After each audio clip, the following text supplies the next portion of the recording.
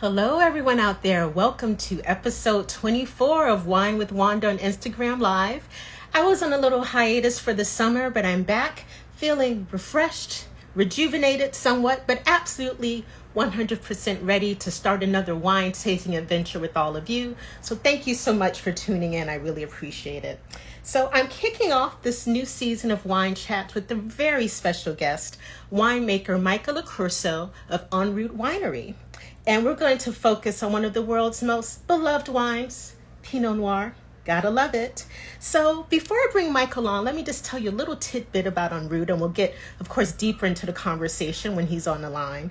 But EnRoute was established in 2007, so relatively new winery, but by some pretty well-known names, the partners of the Napa Valley winery, Farniente, which if you love Cabernet Sauvignon, you know their name. But they had such a passion for Pinot Noir, it led them to the Russian River Valley and Sonoma, and they've made a serious commitment to vineyards and building a winery devoted to expressing the magic, the essence of Pinot Noir. So the two wines we're going to taste today with Michael, we're going to have the EnRoute Les Pumiers Pinot Noir 2018 Russian River Valley. Now this is a blend of Pinot Noir from their different vineyards and it retails for about $60. And then we're going to have one of their single vineyard Pinot Noir. We're going to have the Northern Spy Vineyard 2017. And this retails for about $85. So we get the bottle up there. So I think that Michael is on the line. Let's see. Here we go. There's EnRoute. I'm a little out of practice with this. You know, you take a few weeks off. Let's see if the internet magic is still working. It's all about the internet. There we go. Hi, Wanda. How are you doing? I'm good, Michael. How are you? I'm doing pretty well. Yeah, Great. just enjoying this beautiful, starting to feel like fall afternoon here in Napa. Same in New York. We've had a real drop in temperature very quickly. Yeah, fall just like really decided to show up all of a sudden. So we'll take it. The grapes are ready. We're rocking and rolling. We're crazy busy, but never too busy to have a glass of wine, right? Yes, and thank you for taking the time to do this. I know this is definitely a very hectic time of the year, so I'm not going to take up too much of your time. But before we start on the wines and the winery, I want to learn a little bit more about you. Sure. So I read that if you hadn't become a winemaker, you'd probably be a chef or a comedian. Yeah, so let me give a little bit of a background on that one. I mean, obviously, all of my close friends said that, it's in your blood to make people laugh. I also think it's in my blood to bring people together and kind of create this unity with everyone. And I found that there's three ways that I was really good at doing that from a young age. And that's making people laugh. That's making people come around and enjoy a meal by cooking. And then probably at too young of an age, I realized that I had a gift for fermenting things and making it taste good and sharing it with people too. And then I realized that I probably wasn't going to make a whole lot of bucks being a comedian, and I'll keep those jokes with the buddies and the people at the dinner table. And then I was really serious about being a chef. And then oddly enough, high school, I was even thinking about going to the CIA, the Greystone, or not the Greystone, but upstate New York, and in Hyde Park. In Hyde Park, exactly. And I was like really into it, full throttle. And then my mom, she took me aside when I was about 17, and she was like, Michael, you're clearly talented and you have the knack for it and you want to. She's like, but I got to tell you, she's like, chefs live a crazy lifestyle and I think they party too hard. And I was like, yeah. So I became a winemaker instead. So there's no partying at all. Not at all. Winemaking. Not in the slightest, right? So that's my kind of tongue in cheek to mom in deterring me away from being a chef. I became a winemaker instead. I love it. So how many years have you been making wine now? When did you make that career switch? So I started right out of college. I went to Cal Poly in San Luis Obispo. There's a couple credited universities in California that have viticulture and enology programs, and Cal Poly is one of them. Studied heavily on the viticulture side. I thought I wanted to be a vineyard manager in college, and then I just fell in love with the art of fermenting, and I kind of shot the golden arrow, and here I am now. But So we started there, and 2010 was my first vintage. So on completion of 2020, I'm in a full decade now. Oh, so, that's wonderful. Yeah, I love the way you phrase it, the art of fermenting. That's very poetic. I like that. Yeah, well, I try from time to time. And again, the people who know me know I'm not a poet by a long shot. So when I take my jabs, I got to, right? Got to go for it. So That's let's it. talk about EnRoute. So as I said in the short intro, founded in 2007. Why Pinot Noir? Why Russian River Valley? Kind of walk us through how that happened. Sure. And like, as most people have heard, the catchphrase "Cab is king."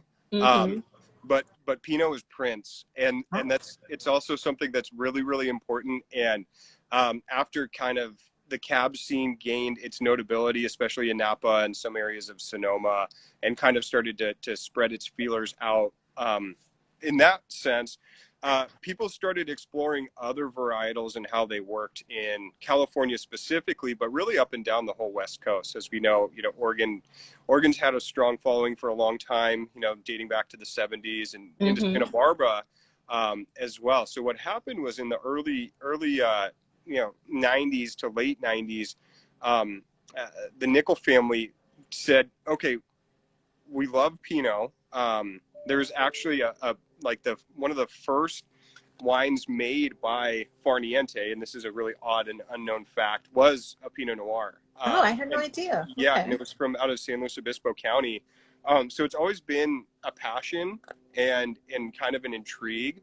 And then when there started to get some more notability across the board, and people wanted to expand outside of the cab world, Gil Nickel, original owner and founder of Farniente, was like, all right, where are we going to do this, right? So he went far and wide, all the way from Oregon down to Santa Barbara, and just fell in love with Russian River and the wines that it was delivering. Obviously, Pinot from each region is incredibly different, and I've made wines from all over California, and you can't make them the same region to region, and you can't make them the same vineyard to vineyard, because they're so unique and kind of odd, just like the people who make it. We're a little quirky, we're a little different. We beat to our own drum, and it's a fun thing because there is so much diversity in it, and it's a lot to play with, and it's a lot to experiment with. So they were happy about finding Russian River and the quality of wines that were delivered from Russian River. The climate is just perfect. It gets really warm during the day. Like today, it's probably touching 85 degrees, which is perfect ripening for Pinot. But then it's so close to the coast, it gets that diurnal swing that you hear a lot of people talking about, which is just that massive temperature shift in any given day. So it's perfect for Pinot. It gets the perfect daytime temperature, but then when the fog rolls in, as it does pretty much every day, right, probably in about 2 hours, and into about 10 a.m. in the morning, I would say, just like clockwork, comes in the afternoon and recedes in the morning, and it really just pulls the e-brake on ripening for Pinot, and it helps keep that acid retention and builds that layers and structure that you'll taste in these wines that we're about to have. That's wonderful. And you have four different vineyards, right? That you're correct. So we have 4 different vineyards that we make single vineyard varietal or single vineyard bottlings from, and I think overall we're up to 8 vineyards total that we source from. Oh wow, that's great.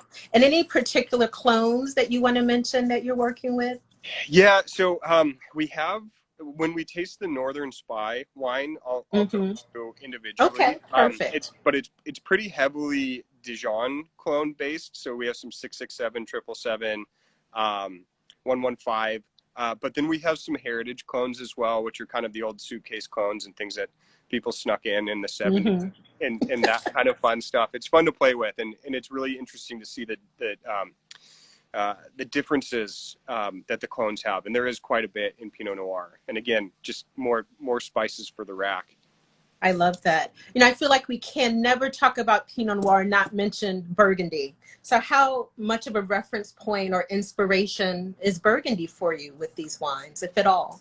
Well, yeah, and that's an interesting question. And I actually love when people ask me that, because I love Burgundy more than anything. I think if there's anywhere else in the world that I could live other than Napa Sonoma area, it would be Beaune. And it's just a magical place. And I've been all over France, and it's by far my favorite.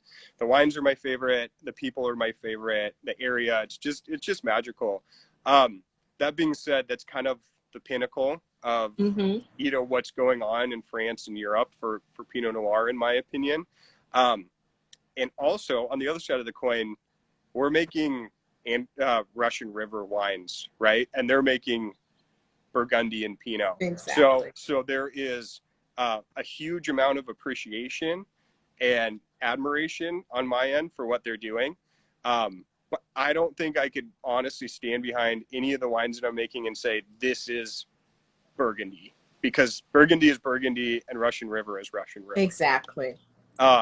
And so like there's times where I taste a fermenter and wine's coming out of tank and I'm like, ooh, this is close, but it's not quite Burgundy, right? I'll get all excited and I'll start jumping around the cellar and have everyone taste it and see how close we got, when you get a little bit more of that kind of composty forest floor and some tension and some density to those wines. But then we just have that like inherent like fleshiness and just really beefy, shouldery, fruit forward wines from Russian River. So yes, it's Pinot Noir. Yes, there's similarities, but it's a different place. So inherently it's a different wine. Absolutely. Well, should we get started with the wines? Yeah, absolutely. So are we starting with Les Pumiers? Let's start with Les Pumiers. I think that's a good kind of paintbrush. And let me show the bottle again for those just tuning in. So I love the label. Yeah, we have a great artist, Tom Rodriguez, who does all of the label artwork for the Farniente wines. So Nickel and Nickel, Farniente, EnRoute. Really talented man. As you can imagine from the labels, eccentric and fun and really creative. So we let him run with it, and it's slightly whimsical and slightly almost kind of like a gothic kind of feel, but just absolutely gorgeous. Yeah, it really is. So Les Pumiers is really intriguing because it's actually a blend. So I'll have you walk us through kind of the components of this 2018. And we have 2018 was the first vintage. I was the winemaker at EnRoute. So this wine will forever have a special place in my heart. Thank you so much. Yeah, I was up making wines in the Anderson Valley prior to that, and then I came down, and my now boss is a close friend and colleague, and I wanted to move closer to home. And anyways, he said, "Hey, I'm getting a promotion. I need to backfill my job. How about you're the guy for it?" And I said, absolutely. So I've been there ever since, and it's been an amazing journey. And I got to really dig my feet into Russian River. And this is a great representation of this. And I was saying how no two regions make wines the same way, and no two vineyards can make wines the same way either. So we have vineyard sites ranging up from just outside the town of Windsor, which is what we would consider the upper reach or the middle reach of Russian River. But Russian River is an interesting location in a couple different ways. One, it's called the Russian River Valley, the appellation is, but they in the 2000s they started to sub-appellate it because there's so many unique micro and mesoclimates within that area. And it's not like your typical valley, like you would see Napa Valley or other valleys where there's two mountain ranges and then, a deep, dramatic slope into what is a valley floor. Russian River is actually more shaped kind of like a spoon or a bowl. Oh, okay. So like you kind of go up towards the top of that bowl, and that's where it starts to open up a little bit into like the broader areas of Dry Creek and Alexander Valley and the Healdsburg area. But right like there on top of it would be our Amber Ridge vineyard, which is in that middle reach area, and those produce like really, really fruit forward, fleshy, full throttle. Definitely no wimpy Pinots are made from that area. If anything, I got to rear them back a little bit because they like to run, pedal to the metal. So that kind of gives that opulence, that gives that fruit forwardness that you're smelling in this wine. Yeah, it's really and just jumps out of the glass, right? And then as we start to move closer to the coast, there's majority of the vineyards that we source from our own are in the Green Valley of Russian River appellation. And that's a very, cool climate. It's probably 10 miles away from where the Amber Ridge site is, but it's right in the middle of that bowl, if you could imagine. So just as, thermoscience works, heat rises and cold sinks. So those vineyards are located in the colder areas of Russian River. And when we get to the northern spy, I'll talk a little bit more about that, because that is, the lowest and coldest point in Russian River. Oh, okay. And so these vineyards and these sites, they give so much diversity. And I used the spice in the rack analogy earlier, and, just more tools in the belt. And so you get this inherent structure and layers to these wines that is really, really incredible. And we have some vineyard sites that are literally across the street from each other, and same clones even. And I couldn't make those wines the same as much as I try. So the diversity that comes with Russian River is nothing short of impressive. What's the your harvest? How long does it take? Are they ripening within each vineyard within a week or two, or is it a 6 week, It's pretty quick. It's very close and compact.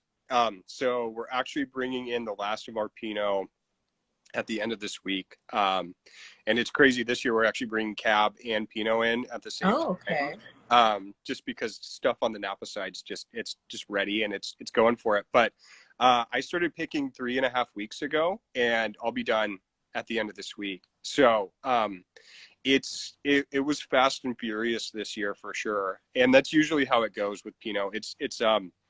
It's lighter skinned. It's not as hardy as other varietals. So when it's ready, and it likes to tell you that. I like to say that Pinot's like avocados. It's like, wait, and then it's too late, So it's like, you got to be ready. You got to be on the pulse with that. And that's a great description. If I had $1 for every avocado that I waited a day too long, exactly, all my money's lost in avocados that have gone bad. Well, Pinot's the same way. So I'm just constantly okay, I can't wait a day longer. It's got to be right now. So you got to be on the pulse. And you don't want to be late with Pinot too, because it because of its delicate nature, it can get really pruny, and that's a really undesirable quality in Pinot. So, yeah. Yeah. Well, the nose is just really captivating, and you can tell this is not going to be wimpy at all. No. But, kind of rose and berry. So pretty.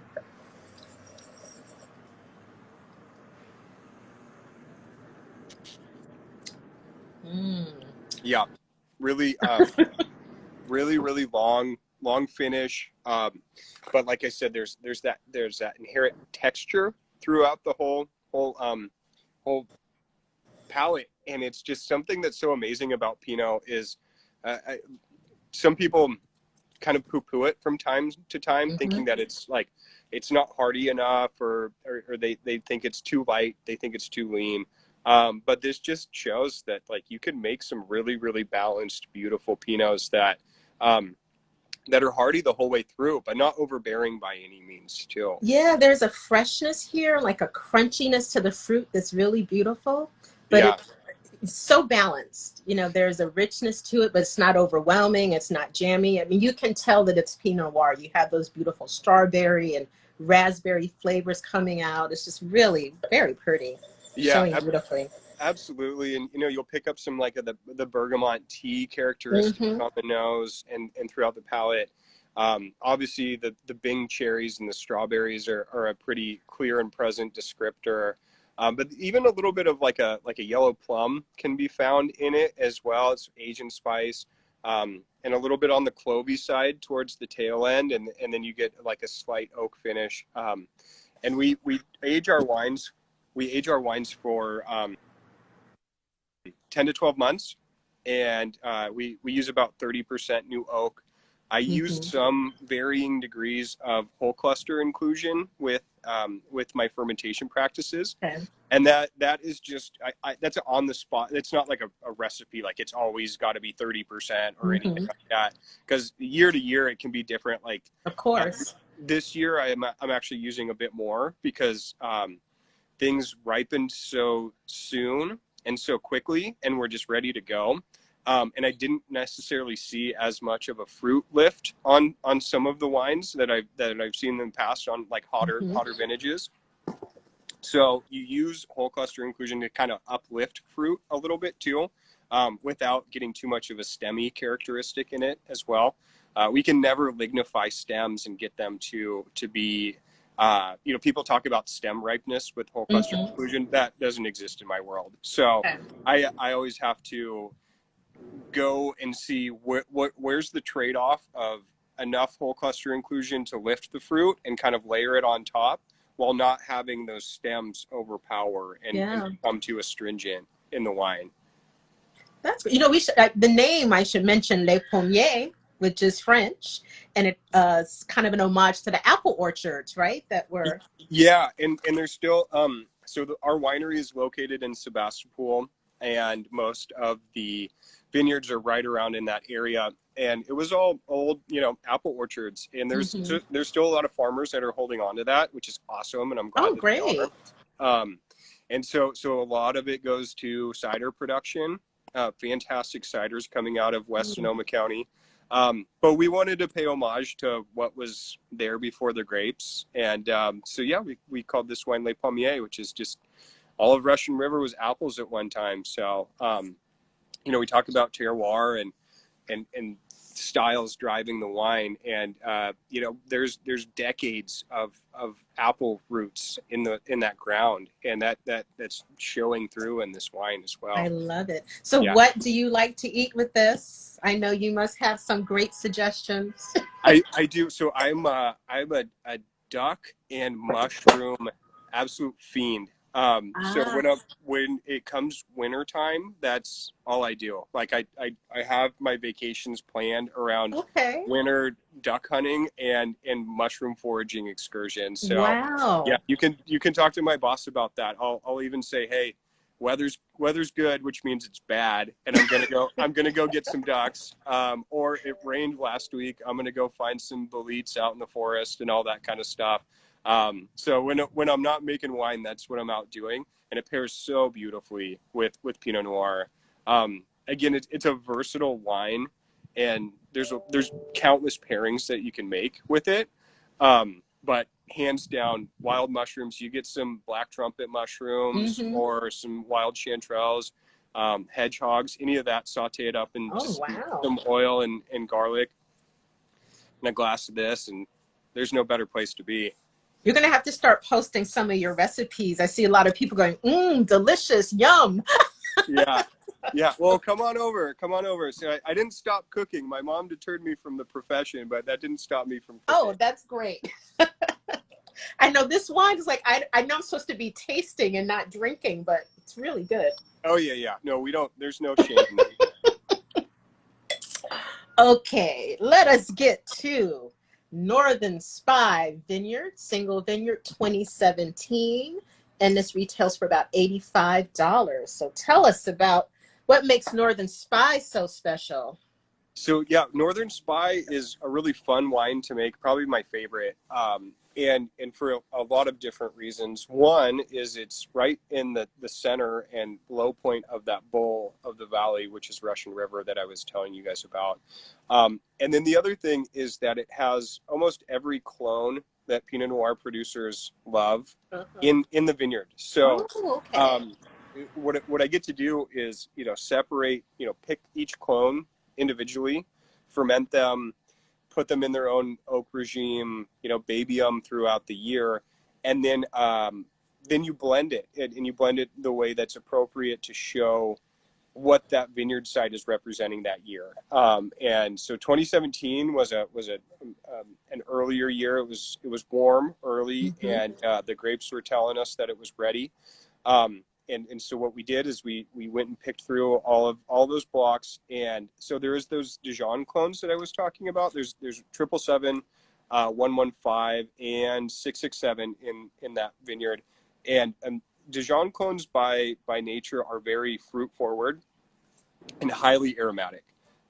So you kind of find a couple of those barrels and those lots that really accentuate those things. And then there's also some Mount Eden clone 37, and that, you know, that's from down in the Santa Cruz Mountains where it was originated.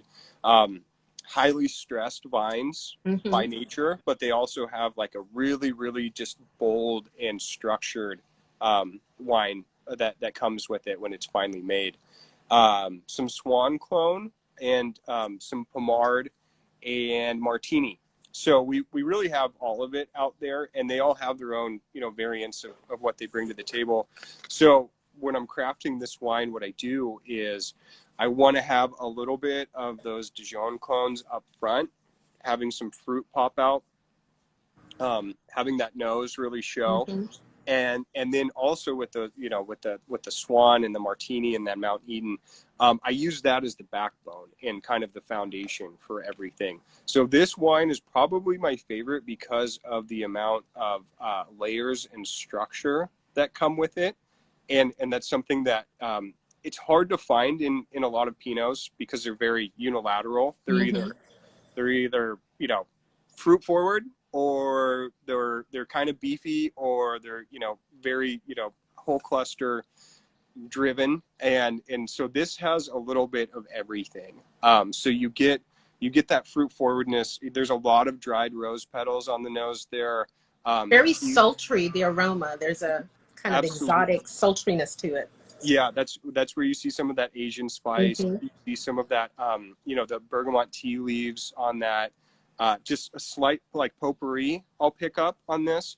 And then you get into that palate, and then it's just every second it changes, and it's layered, it's structured, it's beautiful, it's big, but it's delicate all at the same time.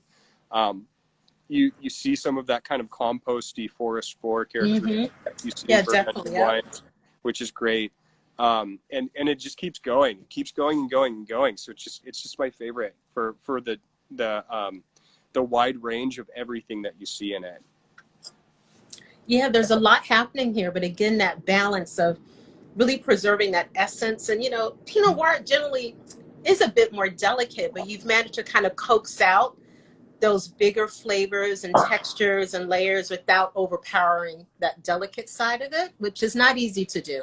No, it's quite a challenge actually, and to balance Pinot Noir the way that these wines are, it's a lot of work. And as we say, and my school promoted this, you learn by drinking. So that's what we do. And I have a PhD. Yeah, we all do. It's great.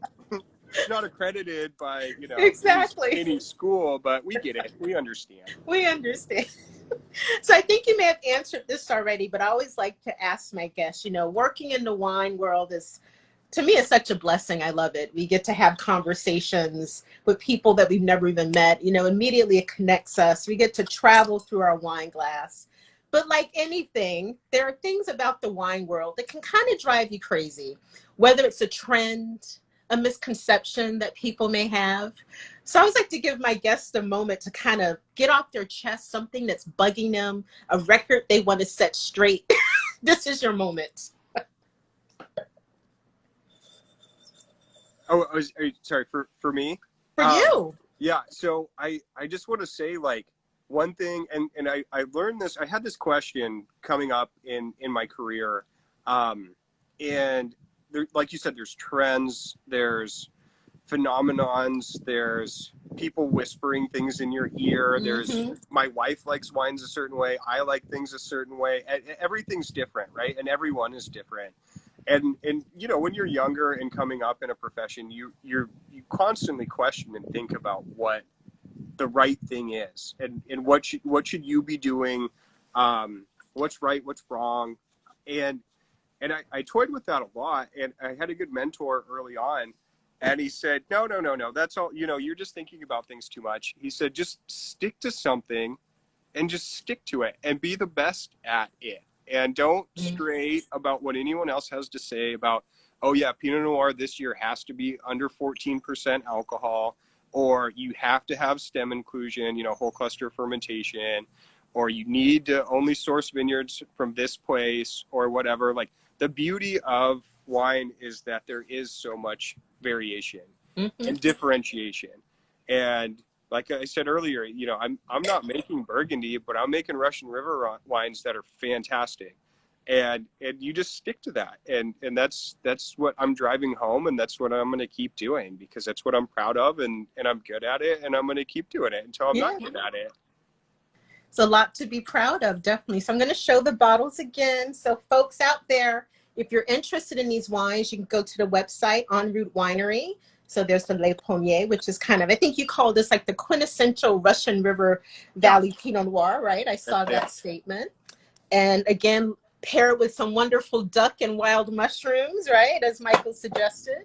And with the Northern Spice, same pairing suggestion or something a little different maybe? Yeah, you know, like those are always my go-to with Pinot Noir. So I'm not gonna stray away from that, like I just touched on. But you know, like some braised short ribs is also a good pairing with that. Roasted beet salad is another good thing. Any lamb dish in Pinot goes really well together. So if you can get some lamb shanks, braise those up, it's just fantastic. I stay away from red meats in Pinot, although again, like my wife, she's like, when are we going to have steak and Pinot again? And I'm like, well, there's just so much to explore. But yeah, braised short ribs is a really good one. That sounds good. One of my favorite. Yeah. Well, you know, a famous French winemaker once said to me, never trust a winemaker who isn't obsessed with food. Yeah. So I love your passion for food as much as your passion for wine. Well, I mean, they go hand in hand, right? I mean, it's just, you can enjoy either of those things individually, and we do all the time, whether it's wine by itself or food by itself. But there's such a harmony that comes with both of them together that you're almost doing it an injustice to not pair them, right? Exactly. And what I keep hammering home too is like, there's so much out there that the possibilities are endless. So keep exploring, keep searching, because that's half of the fun of what we do. Is there's always something else out there that you're going to find out about. Yes. And being on the journey is half of the fun. That's true. Well, thank you for mentioning the word fun, because at the end of the day, wine is fun as well. Yeah. Right? Let's not lose sight of that. Hey, cheers to that. Cheers. That's about as truthful of a statement as I've ever heard. But thank you so much for your time. I know you've got a lot of work to do. I hope my travels bring me out there in 2021. Yeah, please stop by. I know it's weird. I mean, it's great that we get to do these, Instagram live tastings and Zoom tastings and all these things. But it is, it gets a little lonely in the cellar. I'm not going to lie, when people don't come and visit. I'm sure the crew's great, and we have an amazing team, and we're powering through everything. But yeah, it's weird not to have as much visitation as we used to, because that's what it's all about. So I want to take the time to say, Wanda, thank you so much for putting this on and taking the time for this interview. Because I know you're super busy too, and everyone who's watching at home or far and wide, because you guys are why we do it. Amen to that. Well, thank you so much, Michael. Yeah, thank you, Wanda. I appreciate it. Stay safe. Take care. Yeah, take care. Cheers. Cheers.